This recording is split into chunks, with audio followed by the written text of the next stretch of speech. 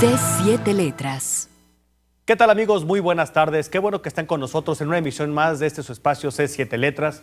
Soy su amigo y servidor Samuel Gómez Luna Cortés, que como cada lunes les agradece su preferencia. Y ya lo sabe que a través de la multiplataforma de C7 podemos llegar hasta la comunidad donde usted se encuentre.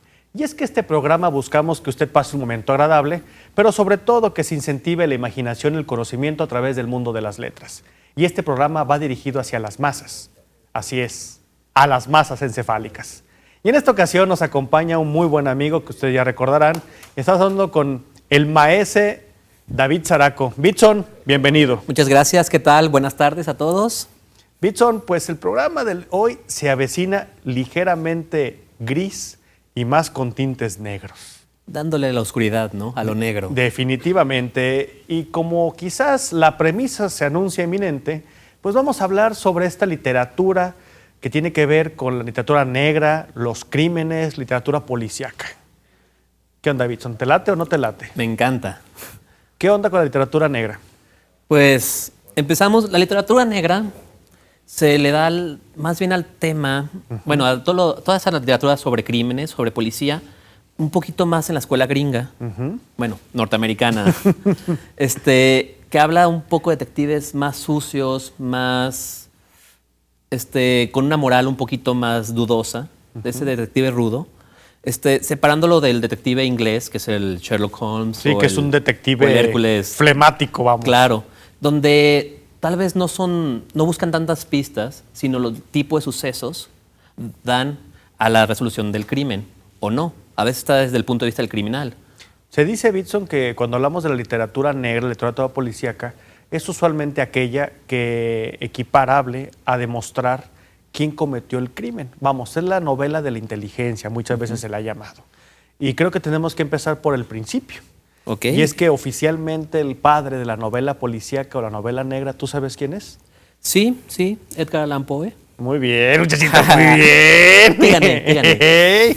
Efectivamente, Edgar Allan Poe es el padre de la literatura negra, fíjate, de la literatura policíaca. Naturalmente que el cuento, bueno, mejor dicho, la obra que es evidente en este resurgimiento son los asesinatos en la calle Morgue. ¿Tú recuerdas el argumento? Claro. Hay un crimen sin resolver y ese crimen es brutal. Aparecen muertos, creo que es una señora y su hija. Y lo más curioso es que aparte quedan atrapados en la chimenea. Lo peculiar del cuento es la descripción del crimen, que es brutal, hay sangre por todos lados y que la policía no logra resolver nada. Y además, no olvidemos, Bitson, que cuando ya se tienen las víctimas, notan que hay ciertas huellas de una fuerza tremenda. Entonces decían ahí, bueno, la única posibilidad es que el asesino, el criminal, pues sea un ser dotado de una fuerza sobrehumana. Claro. Vamos, un tipo gigante quizás. Sí, lo interesante de este relato es el personaje, el detective, esta nueva creación que hay. Bueno, quería decir un poquito de bagaje alrededor. Sí. La Scotland Yard se funda alrededor de 1830, 40, por ahí.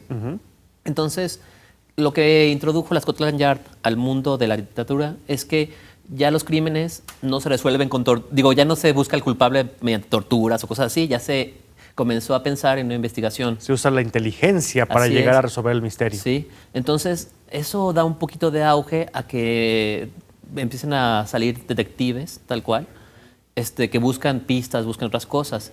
Entonces, claro que vamos a este detective, ¿recuerdas el nombre? Monsieur Dupont.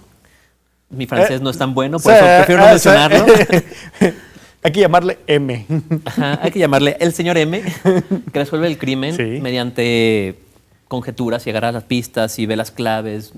O sea, es un detective muy inteligente, que es la peculiaridad de este hombre, que en un principio no era detective, simplemente es el... Era un aficionado, vamos a llamarle así, que tenía interés en el caso y además es la época en la cual se puede convivir en línea directa con el asesinato, me refiero, con el modus operandi, donde están las víctimas. Imagínate nada más la época para permitir ese tipo de acercamientos, pero va a servir también para generar toda la escuela de muchos programas que hasta la fecha podemos gustar en la televisión Claro. sobre este tipo de inteligencia o criminalística avanzada. Sí, claro, claro. Pero vamos, como tú decías desde el principio, a raíz de este cuento, vamos a otra serie de detectives que ya consagran el estilo, vamos, cuya figura más importante es aquel señor de gorrita. Sí, Bueno, que nunca trae la gorrita en las novelas, ¿verdad? nunca nos precisan eso.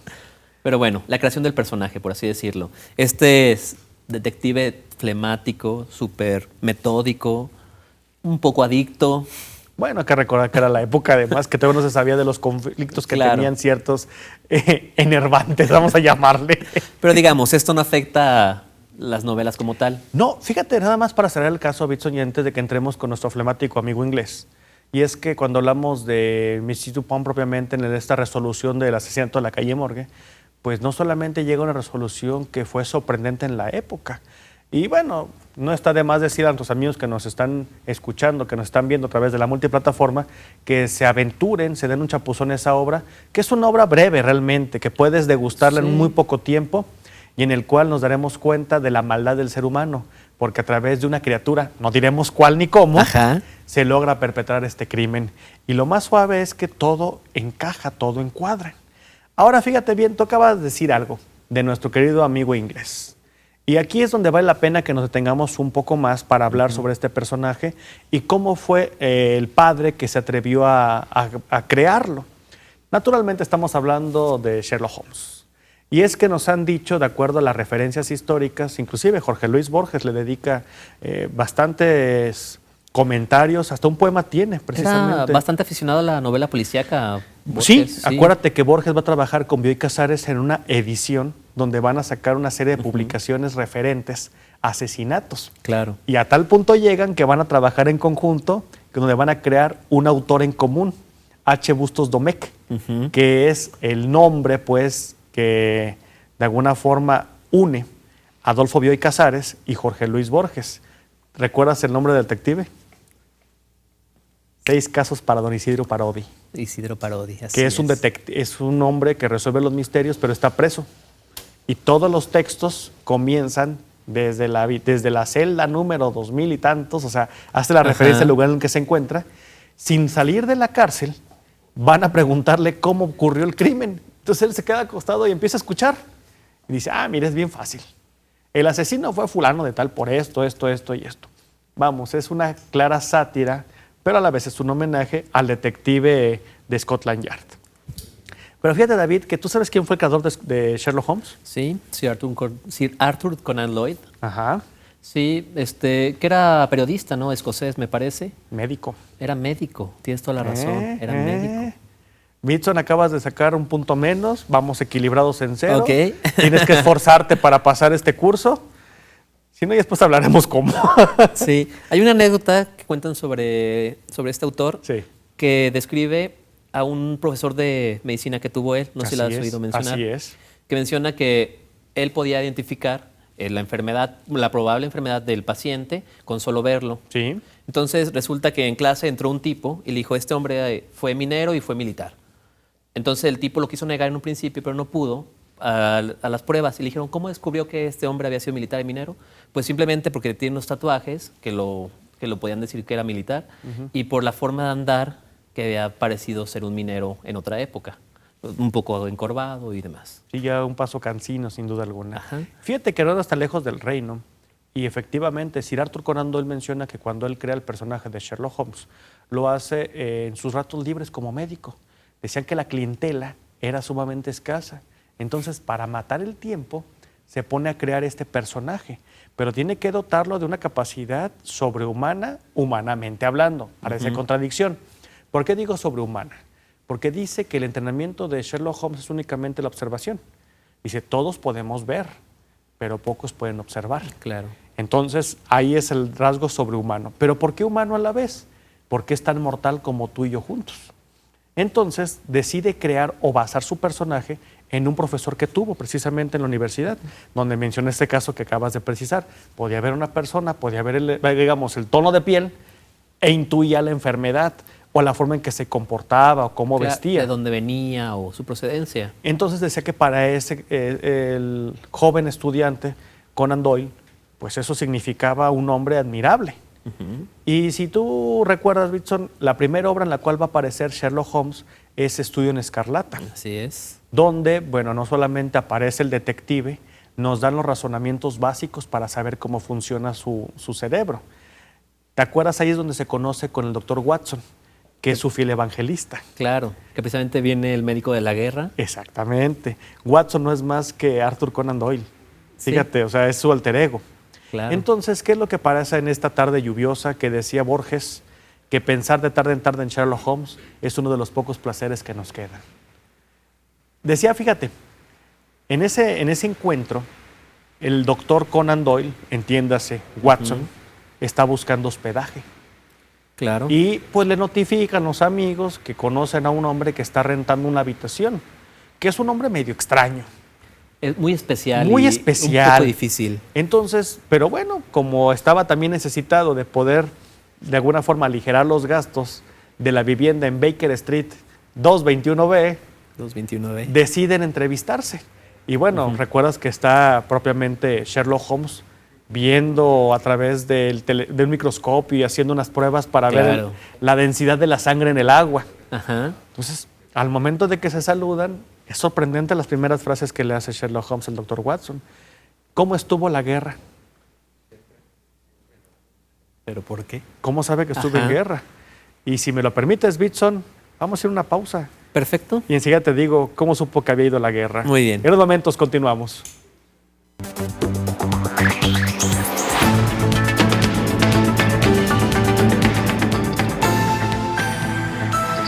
C7 Letras. Qué bueno que continúa con nosotros y estamos platicando con Bitson David Zaraco sobre la novela negra, la novela policíaca.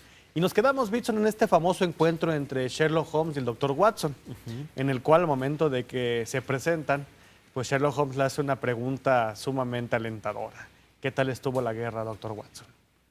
Fíjate nada más, ¿cómo supo que había ido a la guerra el doctor Watson? ¿Tú recuerdas? Explícalo mejor tú. Sí, pero no quiero. Sí, pero no quiero. Sí, pero no. No, porque le dice, en primer lugar, noto que por la forma que usted camina y cómo se ha parado, tiene porte de militar, pero no militar de cualquier rango.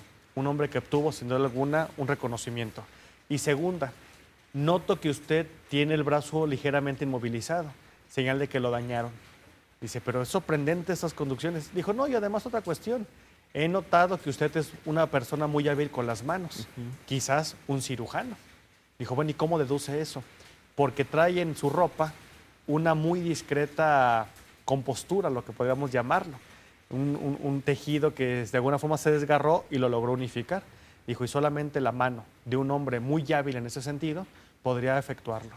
Entonces ya desde ahí empieza esta admiración. Ahí es como presenta a este gran detective que por solo ver deduce todo. Fíjate que decía precisamente el padre de Sherlock Holmes, Sir Arthur Conan Doyle, que en su época las novelas policíacas se resolvían de una forma bastante sosa. Decía que el género de la novela policíaca ya existía.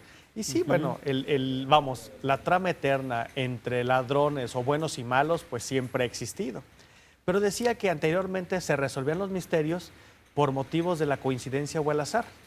¿Qué es esto? Que iban de alguna forma caminando y casualmente encontraban tirado un guante y decían, ah, es idéntico al guante que habían dejado en la escena del crimen. ¿Y a quién se le cayó? A aquel caballero. Ah, él es el criminal. Es una manera muy simplona para resolver el asunto. Y lo que quería hacer Conan Doyle era crear un detective que fuera meramente neuronal. Pero también la creación de sus antagónicos, estos villanos, que también son unos tipos comparables con el detective. Acuérdate de Moriarty, que le llaman el Napoleón del crimen. Claro. Y en el cual, en uno de sus famosos encuentros, deja Moriarty un sombrero. Sherlock Holmes lo analiza y al momento de que se lo pone, dice, este hombre es brillante. Y bueno, ¿y cómo lo sabe? Pues nada más de tener una capacidad craneal de ese tamaño, o sea, le está diciendo macetón, habla de un cerebro desarrollado. Y bueno, recordemos que es el Napoleón del crimen, Claro. que es un experto, por cierto, en matemáticas. Y bueno, acuérdate que también cuando en ese primer libro, cuando se conocen, le van a decir una serie de cualidades que para Watson les resultan sorprendentes. Por decirte algo, dice, no es posible que un hombre tan brillante como él sea bueno en el boxeo, sea bueno para tocar el violín. Eso te iba a decir el violín. ¿Y qué violín toca? Un Un Stradivarius. Stradivarius. Sí. Naturalmente que fuma, pero eso era la época. Ay, sí, ahí quién no fumaba en esa Sí, época. o sea, digo, la verdad de las cosas fumaba. Un experto en química, un maestro para conocer tabacos y ceniza, puesto que decía, el tabaco fulano de tal, cuando se quema, produce este tipo de ceniza. Y también reconocer los diferentes barrios de Londres por el lodo que quedaba. Fíjate, son datos que aparentemente pasarán inadvertidos, pero para la época Eran muy importantes. eran muy importantes y eran cosas cotidianas, por cierto. Y aparte, esa química elemental que había en ese entonces, no tan exagerada como la de hoy, digamos. Sí, o sea, bueno, era muy evidente todavía, muy elemental quizás. no, claro, por eso la deducción es tan importante, porque las herramientas no estaban tan desarrolladas como en los detectives de ahora, por así decirlo. Acuérdate que se sorprende mucho por ese tipo de capacidades por el doctor Watson, que le decide hacer a Sherlock Holmes como un tipo test. Y por ejemplo, es un hábil conocedor de química, esgrima, boxeo, todo lo que ya hablamos. Pero por ejemplo, es un hombre que ignora si es la Tierra la que se mueve alrededor del Sol o es el Sol el que gira en torno a la Tierra. Y a lo cual va a decir una frase demoledora a Sherlock Holmes. Dijo, yo equiparo a la mente como una gran bodega, vamos, como un ático. ¿De qué me sirve almacenarlo de cosas inútiles? Claro. Mejor lo tengo almacenada con cosas que me puedan ser de suma facilidad y orden. Y es cuando comienza esta gran amistad. ¿Tú qué obras leíste de él, Bitson? Mira, está el estudio en Escarlata, el perro de los... El sabueso de los Baskerville. ¿Cuál es otra? He leído otras dos, pero no me acuerdo. Son Yo las dos s- que tengo más presentes. Yo sí leí toda la obra de Sherlock Holmes, que por cierto Ajá. ha sido uno de los pocos o poquísimos hombres que lograron vencer a la muerte. No se te Con olvide. ese suicidio memorable. Sí, no se te olvide que hay una historia en torno. La penúltima de las penúltimas obras de Sherlock Holmes, y digo penúltimas obras porque el doctor Conan Doyle creó un personaje que es una entelequia. O sea, es un personaje que sin existir es más famoso que todos nosotros juntos, sin duda alguna. Claro. Inclusive hay gente que asegura que efectivamente existió el detective. Pero llega un momento en que ya el detective, digamos, aunque seguía teniendo un buen público, pues ya no generaba el mismo interés que en un principio.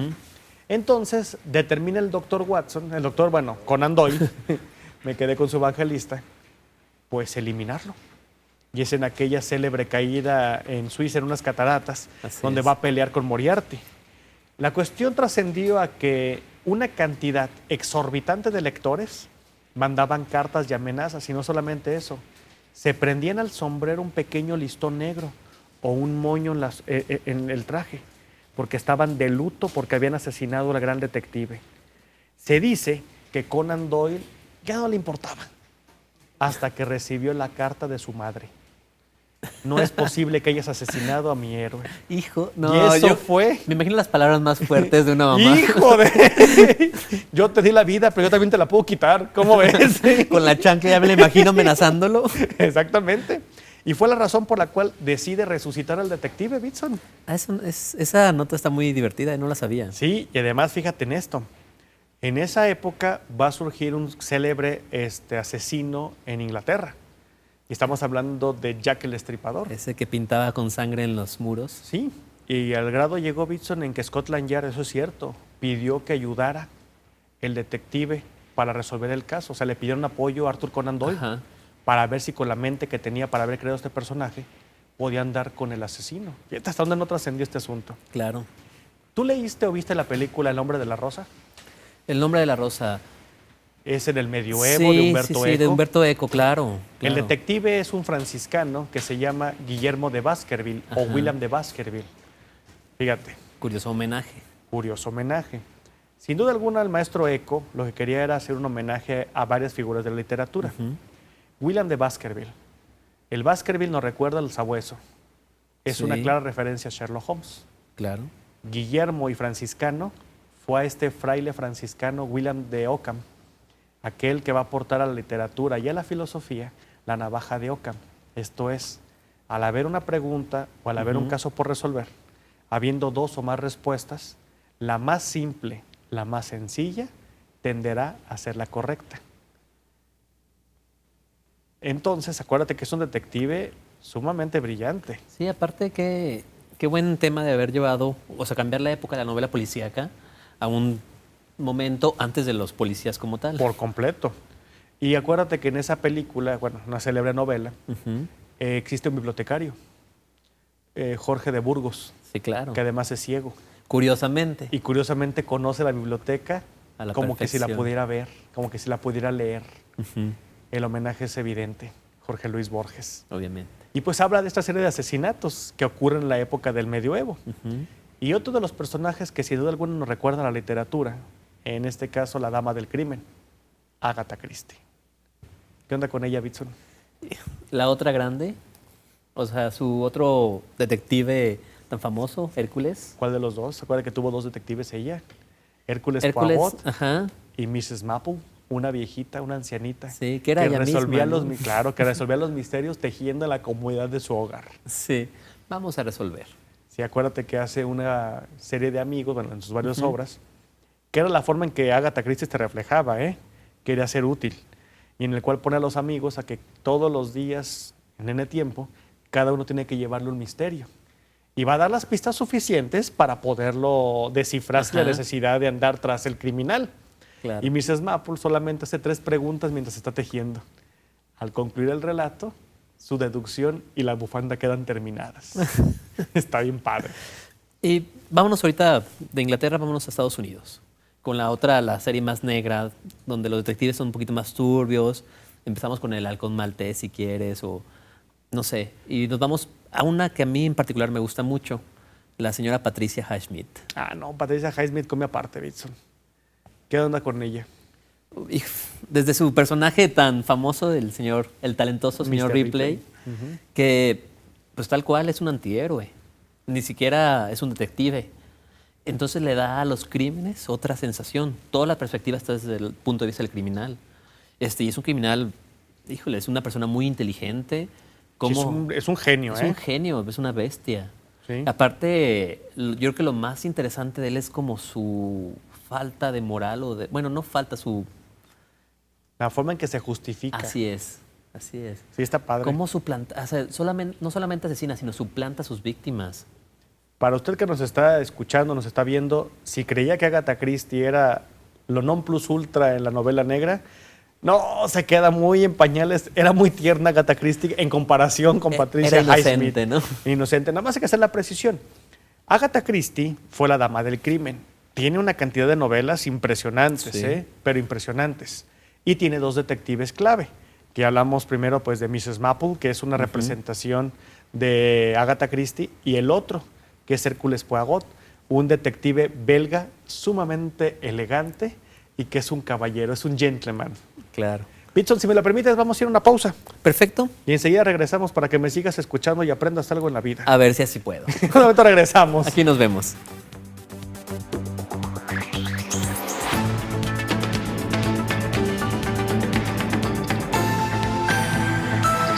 C7 Letras. Y después de haber salvado heroicamente a Leviatán que se está ahogando, podemos continuar hablando sobre Patricia Highsmith Bitson y esta manera en que nos derrata la dama del crimen. ¿Tú leíste de ella propiamente Extraños en un tren? Fue lo primero que leí de ella. Y quiero decir que me enganchó en el momento en que la empecé a leer. Primero el protagonista es un arquitecto. Soy arquitecto. Entonces como que ahí me identifiqué un poco con él. No estaba casado en ese momento. Pero también tenemos una situación de crimen, pero que no es precisamente con detectives. Los detectives salen hasta el final y son secundarios.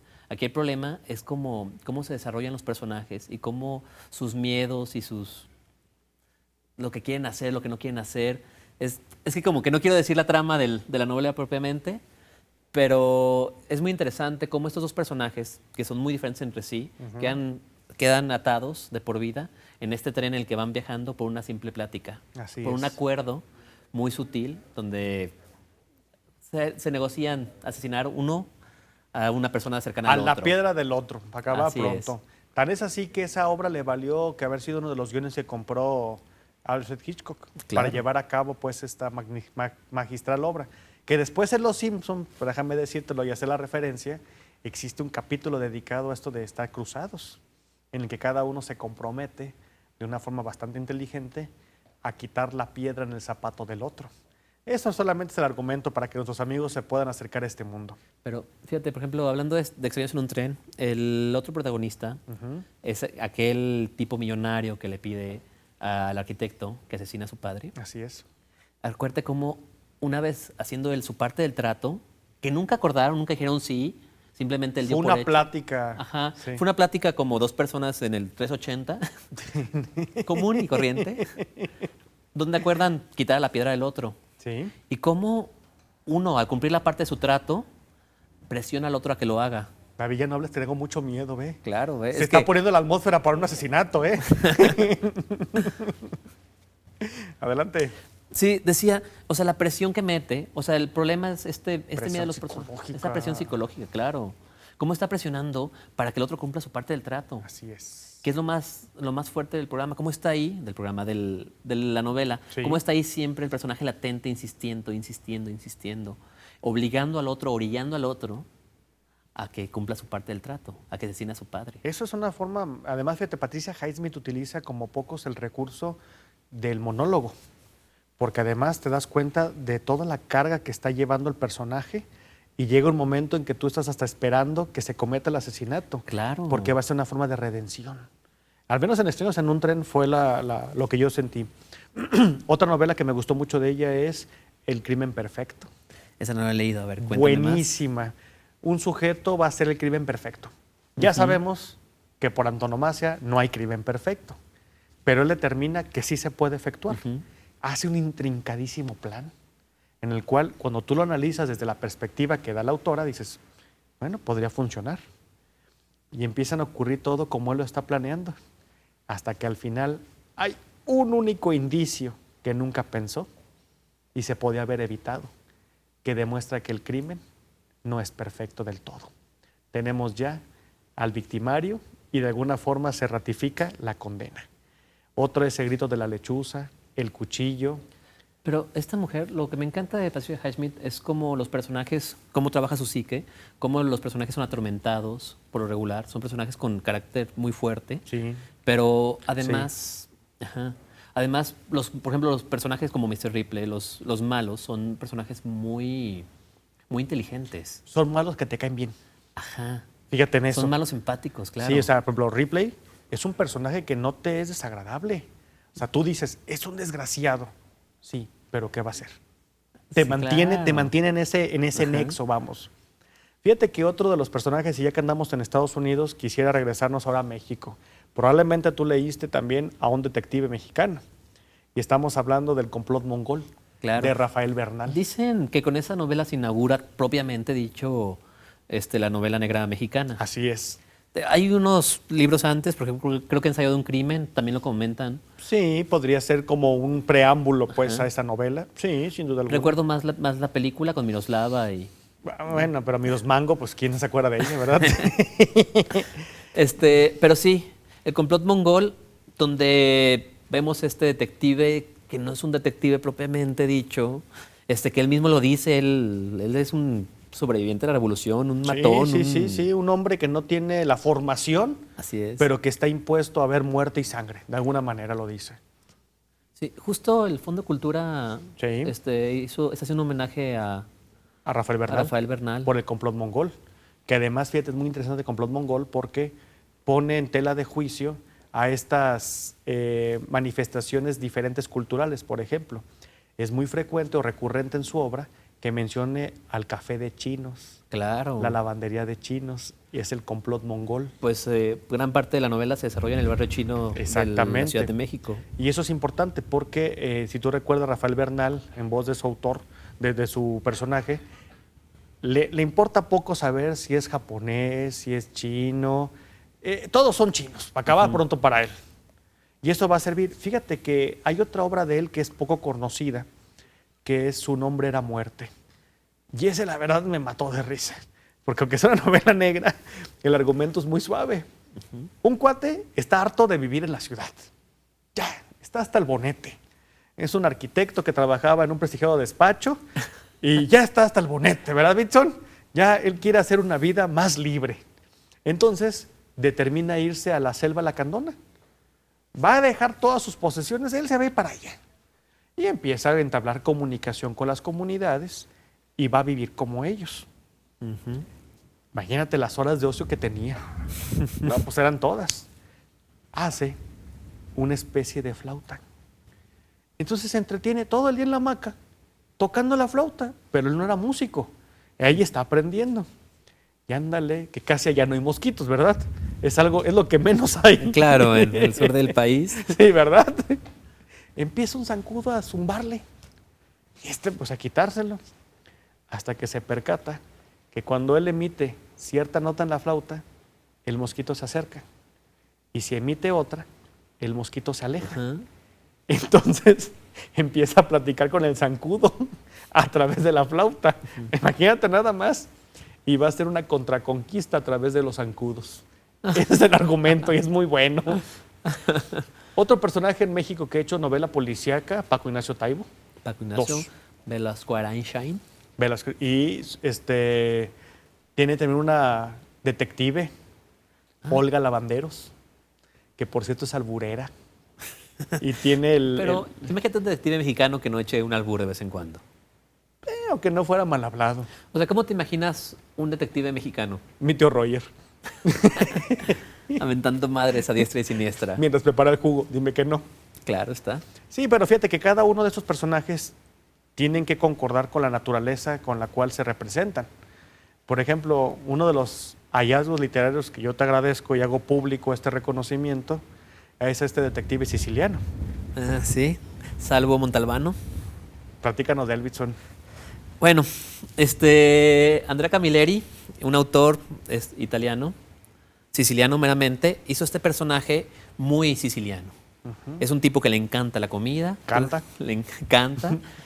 O sea, va a resolver un crimen, pero en el transcurso se topa con un restaurante que vende unos ravioles buenísimos, Unos calamares fritos. unos calamares fritos, se Y detiene a detiene comerlos. la pesquisa, ¿verdad?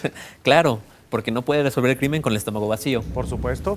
Pero lo interesante de este detective, bueno, lo que a mí me pareció muy interesante es como su motor de resolución. A veces el crimen que está tratando de resolver es irresolvible por quien lo perpetra. O sea, él puede resolverlo, pero no puede decir quién lo resuelve. No sé si me explico, ¿no? Sí. No quiero ahondar más. Pero, aparte, él necesita saber la verdad y necesita mover los hechos. Entonces, a veces debería detenerse y no seguir adelante porque el crimen no se puede juzgar al criminal. No conocemos cuál fue su verdadero motivo, su leitmotiv para hacerlo. No, al contrario, puede que esté muy alto como para tumbarlo. Ah, ¿verdad? A lo mejor va a tocar cabezas Sensibles. sumamente Ajá. peligrosas, ¿verdad? De mencionar. Entonces, resuelve el crimen, pero lo resuelve para sí mismo. Él es un detective nato que lo que quiere es la resolución de todo esto. No lo hace porque caiga y que esté en los periódicos encarcelado, no. Lo hace porque necesita resolverlos. Sí. Sí. Aparte, el personaje como este detective más actual, más contemporáneo, que es rudo, es un poco grosero. Aparte, habla en dialecto siciliano. De repente salen sus palabras, mienta madres y todo esto, que lo hace muy interesante. Te envuelve en este país, en esa región de Italia, que es muy cultural, que la gente es muy orgullosa de su pueblo. Entonces Sí. te transmite esa esencia. Y claro, esta es un homenaje al personaje de Pepe Carvalho, que también se llama Montalbano. Montalbano. Le puso el mismo apellido para homenajeándolo tal cual como Sí, un reconocimiento. un reconocimiento. Es muy interesante y aparte es un detective actual. Creo que comenzó a escribirlo en los 90. Sí, y eso ha es contemporáneo, vamos. Ajá, y ha seguido sacando sus novelas. Por ejemplo, otro detective actual que me gusta mucho es de John Esbo. No sé si lo has leído. No, a ver. Es un detective danés. Habla, maestro, que tu aprendiz escucha. Este personaje, bueno, John Esbo también es actual, va creo que en la 10ª novela por ahí de la saga. Pero lo interesante de este detective también es súper rudo, es un detective que usa Dr. Martins y le gusta Joy Division y le gusta, o sea, es joven, relativamente joven, pero aparte es un alcohólico. Entonces, siempre tiene problemas entre dejar el alcohol y resolver un crimen. Es un buen debate. Sí, pero aparte es un poco más brutal, es más serio. O sea, digamos que no tiene ese candor mediterráneo. Es un detective serio, muy frío, pero es un detective como también que su motor de búsqueda y resolución es muy puro, Pero fíjate, son humanos. son muy humanos. O sea, ponen los dilemas que tienen. Claro. Entonces, eso está muy padre, porque una persona que tiene problemas, tú recordarás a este detective que usualmente sale en un par de películas, Torrente, el brazo tonto de la ley, que es un antidetective por completo, Claro. pero es un sujeto que tiene problemas mentales notables y además es un sujeto que vive un mundo de fantasía, pero que tiene una buena intención, resolver un crimen. Lo interesante no es que lo resuelva o no, lo interesante radica en que es un personaje común y corriente y que quiere de alguna forma aportar, no lo digo que sin amor a la gloria, porque lo que también busca es un reconocimiento y que lo vuelvan a acomodar en su antiguo trabajo. Pero eso está bien suave porque nos permite entender el mundo de los detectives desde otra perspectiva. Sí. A mí me gusta mucho la perspectiva nacional o que es fuera de los países de primer mundo, porque un detective mexicano como el de Rafael Bernal, que habla sobre cómo es el país en este momento o cómo lo siente él.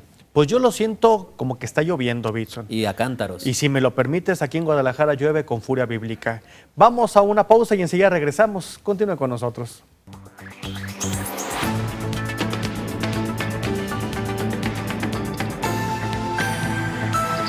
C7 Letras. Que continúa con nosotros y estamos platicando precisamente de la novela policíaca, la novela negra, la novela del misterio, Bitson. Y nos quedamos sobre un personaje que me gusta la reflexión que haces, no solamente humano, sino además que sienten el contexto. Fíjate que, por ejemplo, estaba recordando, hubo una serie de televisión que seguramente muchos de nuestros amigos radioescuchas o televidentes recordarán, que era Los Intocables. Y casi siempre empezaba y es una aventura más de Los Intocables, una voz muy peculiar. ¿Sabías tú que la voz del narrador era Álvaro Mutis? En paz descanse. Fíjate, de letras goce. Fíjate nada más. De letras goce. No, esto es interesante porque Álvaro Mutis era la voz, pues probablemente de Los Intocables con Elliot Ness. Claro. Y de alguna forma habla de estos misterios todavía ante la justicia y con cierto asombro de detectives. Sí, fíjate, hablando de esto, cómo la literatura policíaca ha permeado al cine, a la televisión. O sea, todavía tenemos programas de CSI y La Ley y el Orden. Sí, sí. O sea, es impresionante cómo nos atrae el crimen. Sí. Pero más que el crimen, yo creo, Bitson, la manera en la cual se plantea el crimen. Porque estamos hablando, por ejemplo, dicen que para hacer una novela policíaca, en primer lugar se requiere darle los suficientes elementos al lector como para que pueda seguir la trama y él empieza a sacar sus conjeturas.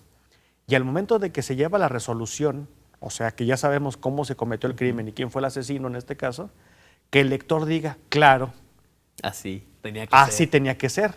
Porque no sé si te ha pasado cuando has leído alguna mala novela negra, que así me ha ocurrido a mí, que al final, y llegó un extraterrestre, llegó un platillo volador. Porque no entiendes.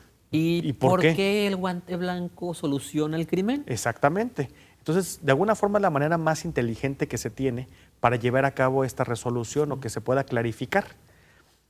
Y bueno, de los detectives, yo sin duda alguna me quedo con mi flemático amigo inglés, porque así no solamente comparto la decisión de Borges de que pensar en Sherlock Holmes es una de las pocas cosas buenas que nos quedan, sino que además nos recuerda ese Londres de crimen y neblina. Claro, claro.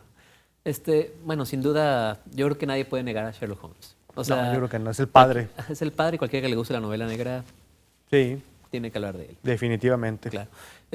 Pero vamos, yo por ejemplo ahorita estoy muy metido con con Salvo Montalbano. Me ha gustado mucho ese personaje, el que te decía Harry Hole, el danés. Pero hay bastante tela de dónde cortar. Hablando de México, nos faltó mencionar a Ibargüengoitia. Ah, muy bueno, sí es cierto. Yo de Bergonte, por ejemplo, precisaría en este libro que es las poquianchis. Claro, las La muertas. manera en que va llevando este crimen. ¿Tú cuál recomendarías de él? El de Dos Crímenes, a mí me parece bastante sí. bien. Este hombre que deja la ciudad porque llegó el agente a su departamento creyendo que eran conspiradores comunistas. Entonces llega con mentiras a la casa de su tío a refugiarse al campo, a un pueblo de nombre ficticio, ubicado en Guanajuato ficticio. Ajá. Y ahí pasan ciertos hechos que van desarrollando la historia, pero lo mismo te decía, es un personaje en un medio mexicano. Que se comporta como mexicano. Tal cual. Y donde los detectives son mexicanos, o sea, son un poco agresivos y un poco rudos. Fíjate que otro personaje, otro autor, perdón, que también incursiona en este tipo de novela, Vicente Leñero. Vicente Leñero con sus albañiles. Por ejemplo, los albañiles, el garabato. Esa también se hizo una historia sumamente interesante, la manera en que se resuelve a través del garabato, el conflicto. Muy interesante. Fíjate que yo creo que de los géneros, Bitson, México en general ha sido muy generoso para crear detectives, porque pareciera que para nosotros la conspiración es constante. Claro. Fíjate, es algo muy de nosotros. Es más heroico hablar de una conspiración que a lo mejor aceptar las cosas con la frialdad como se cometieron. Y eso creo que aquí nos sale bastante bien en nuestro país en general. Sí, aparte, o sea, creo que cómo se desarrolla un detective da mucho pie a la novela negra, a situaciones un poco rudas, a los barrios bajos, a estos mundos donde se puede desarrollar una trama totalmente negra. Y hablando de los mundos, tú leíste a Arturo Pérez Reverte. Sí, pero precisamente no he leído su novela negra. ¿No la has leído? Me he ido más a su Novela de histórica, aventura. Ajá, su aventura. No, la novela de él vale mucho la pena. Bueno, El Club Dumas Ajá. es una novela negra tal cual. Sí, y en el cual el argumento es que existe un detective que tiene, por cierto, carga siempre una mochila. O sea, te dan los argumentos necesarios para verlo como un hombre, un lejano y fachoso, llamaría yo, Indiana Jones. Porque trae una especie de gabardina, tiene un problema en un ojo, en un párpado. O sea, es un sujeto que se ve rudo, pero es un sujeto que le gustan los libros. Y parte de su chamba Es negociar con libros. determinar si un libro es original, conseguir papiros, pergaminos, etcétera. Digamos que es un detective de libros. Sí, vamos a llamarla así. Entonces empieza a ocurrir una serie de sucesos. Y por ejemplo, existe un libro, el libro de las 9 puertas, que la tradición indica que el amo de las tinieblas fue el que lo dibujó, el que lo escribe. Y por cierto, qué mala adaptación hizo Hollywood de esa novela. Le hablaremos después de esos, después que sea un programa de aquellos libros que valen la pena y que Hollywood ha destrozado. Ah, ese es muy buen tema, para otra ocasión. No, pero creo que hablaremos en eso en muchas ocasiones, Bitson. Y en el cual, bueno, se dice que si tú logras hacer el conjuro que viene en el libro, puedes invocar al mismísimo amo de la oscuridad y naturalmente puedes negociar con él. Entonces, imagínate, y ese es el argumento en general. Pero para hacerlo más interesante, se dan cuenta que está ocurriendo lo mismo que en Los Tres Mosqueteros. Es un claro homenaje a la literatura de folletín, Por supuesto. pero muy bien hecho, muy bien logrado. Y, por ejemplo, recuerdo que hay una serie de crímenes, pero ellos llevan el Club Dumas, vamos, estos protagonistas llevan propiamente la novela de Los Tres Mosqueteros. Entonces pueden leer el siguiente capítulo para saber qué Para les saber va a qué va a ocurrir. pasar, sí, Eso está claro. bien suave. Aparte hay personajes muy similares. Sí, viene, por ejemplo, una mujer que es Irene Adler, Ajá. que si tú recuerdas, Irene Adler fue la única mujer que logró vencer a Sherlock Holmes. Entonces, Arturo Pérez Reverte lo que está manejando es el homenaje a sus detectives que lo van Claro, formando. claro. Recuerda que Irene Adler fue la única que hizo ver su suerte al caballero flemático inglés. Y entonces comienzan a ocurrir la serie de asesinatos y llegan con un sujeto sumamente interesante que tiene una biblioteca enorme. En Toledo. Pero la biblioteca tiene un personaje. Toda su biblioteca está sustentada en el demonio. Entonces ya desde ahí imaginarte una biblioteca dedicada a este ser, ya de alguna forma es atrayente. Claro. Y nos va a permitir también jugar, David. Hay otro libro muy interesante que es La Tabla de Flandes, donde a través de una pintura se tiene que ir en retroceso y hay una partida de ajedrez. La partida de ajedrez en la pintura nos indicará quién fue el asesino. Eso está padre. Sí, fíjate, la novela negra como tal es un tema súper actual que no ha dejado de escribirse ni de desarrollarse. Nació, decíamos, en 1800 Tijíridos. Y hasta- Antes de que los nazis nos arrebataran la palabra Tijiri 20. Claro. Y sigue desarrollando. O sea, tenemos autores muy actuales como la trilogía Millennium, que es novela policíaca tal cual. Sí. Y ha sido un éxito tanto en libros como en cine. Sí. O sea, es lo interesante, como decíamos hace rato, cómo nos atrae esta resolución de los crímenes, esos detectives, cómo son personajes tan atractivos que nos jalan porque siempre queremos saber cómo se resuelve el crimen. Sí. Tenemos, por ejemplo, otro caso de novela negra un poquito distinta, igual sucia, el americano, James Ellroy, con su tabloide americano, Sí. que también se mete en corrupción, en temas muy políticos, muy fuertes, hablando de Sí. los Kennedy, de Hoover y esas cosas, pero siempre, bueno, ese está escrito como si lo leías en el periódico, como puras notas, pero siempre trae ese tema de los detectives y de ese submundo que decíamos, donde todo sucede por debajo del agua un poco. Sí, donde los misterios se ven de alguna manera. Además, fíjate que la historia en sí de la novela negra, pues es una novela de las más antiguas. Pienso ahorita, por ejemplo, en Hamlet. Recuerda que de alguna manera Hamlet es una forma muy velada y muy elemental de una novela negra. Sí, yo había pensado en Edipo, por ejemplo, Sí, que puede resuelve ser. un crimen que él mismo cometió, pero Sí, no, bueno, por ejemplo, sí, a lo mejor podemos empezarlo con Edipo, fíjate, porque recuerda que de acuerdo a la circunstancia de la mitología nos mencionan que estaba el rey Layo y bueno, va a tener un hijo, pregunta a su horóscopo, pues, A su oráculo, a su oráculo y le dice que el rey Layo a su oráculo tendrá, personal. sí, Todo el mundo debe tener uno. Sí, sí, naturalmente, ¿verdad? Tenía ahí pues que iba a tener un hijo y que el hijo lo iba a asesinar y por ende se iba a quedar con el trono, iba a ser parricida.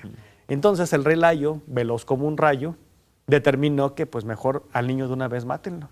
Se lo llevan, pero el hombre que va a cometer la fechoría pues no puede matar a un inocente. Entonces determina amarrarlo de los pies. Por eso es Edipo, el de los pies grandes. Los pies se le hacen grandotes después de que lo amarraron. Y bueno, ya sabemos el conflicto cuando crece y va a la ciudad de Tebas y va a enfrentarse a este ser mitológico, un tipo esfinge, la esfinge. y tal logra cual. resolver el misterio. Pero Bitson, hemos llegado al final de este programa. No solamente espero que hayas aprendido, Un poquito. sino que yo sé que la admiración que me mantienes no solamente se ve incrementada, sino sobre todo que eres un alumno que promete. Bueno, espero llegar a aprender algún día, pero como que no se me da. Pero sobre todo, muchas gracias a usted que nos acompaña en este programa C7 Letras. Y ya lo sabe, buscamos que usted pase un momento agradable a través de la literatura.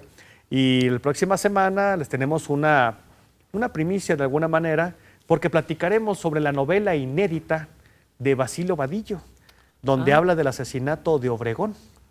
Y un asesinato que incluye altos personajes de la curia. Me imagino porque está inédita. Pero continúe con nosotros a través de esta información en la multiplataforma de C7. Soy Samuel Gómez Cortés. Muy buenas noches. Buenas noches, hasta luego.